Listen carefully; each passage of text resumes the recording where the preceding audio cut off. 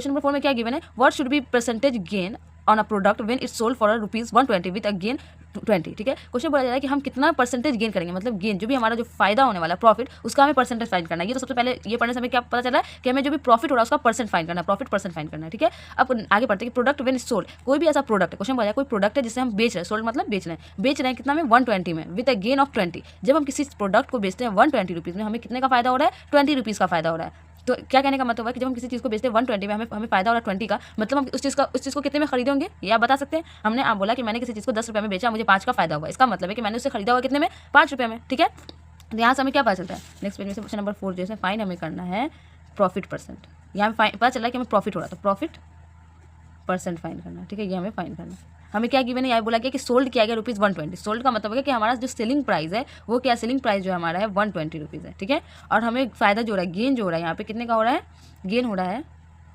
20 rupees का। तो अब प्रॉफिट परसेंट निकालने के लिए हमें कॉस्ट प्राइस पता होना चाहिए कि हमने खरीदा कितने में। तो जब हम बेचते हैं 120 में, फ़ायदा होता है 20 का, मतलब कॉस्ट प्राइस का मतलब होता है कि सेलिंग प्राइस माइनस गेन। जब सेलिंग प्राइस में से हम गेन को माइनस करते हैं, इसका मतलब है उतने में हमने खरीदा था। सेलिंग प्राइस है हमारा 120 और गेन है 20 रुपीज़ का। इसका मतलब है कि हमने उस प्रोडक्ट को, जो भी प्रोडक्ट है, उसे कितने में खरीदा होगा, 100 में खरीदा होगा। अब इसको समझिए आप ऐसे भी कि अगर हम किसी चीज़ को 100 रुपीज़ में खरीदते हैं और बेचते हैं 120 में, तो हमें कितने का फायदा होता है, 20 का। वही क्वेश्चन में बोला जा रहा है। अब हमें कॉस्ट प्राइस भी यहाँ पे आ गया कि 100 रुपीज़ है कॉस्ट प्राइस। हमें क्या फाइंड करना है, गेन जो था, गेन जो उसका गेन का परसेंट फाइंड करना है। प्रॉफिट बोलिए या गेन बोलिए, एक ही बात है, गेन परसेंट या प्रॉफिट परसेंट। ठीक है, ये फाइंड करना। तो गेन ये भी आपका यहाँ पे एक फॉर्मूला हो गया, ये भी आप टिक कर लीजिए, ये भी एक फॉर्मूला है। वैसे मैं इस चैप्टर का फॉर्मूला जो है बीच में कहीं पर भी ऐड कर दूंगी, इसलिए आप स्किप ना करके पूरा वीडियो को देखिएगा, आपको इसका फॉर्मूला और जो भी की पॉइंट है वो मिल जाएगा। ठीक है, तो गेन या प्रॉफिट परसेंट क्या होता है, इसका फॉर्मूला होता है गेन अपॉन में कॉस्ट प्राइस इंटू 100। ये एक फॉर्मूला है। ठीक है, किसका फॉर्मूला है, प्रॉफिट परसेंट का फॉर्मूला है। तो गेन है हमारा कितने का, 20 का, और कॉस्ट प्राइस क्या है हमारा 100 इंटू 100। तो 100 से 100 कट जाएगा तो कितने परसेंट का हमें प्रॉफिट हुआ, 20% का। ठीक है, तो इस क्वेश्चन का आंसर क्या हो जाएगा, 20%, जो कि ऑप्शन ए।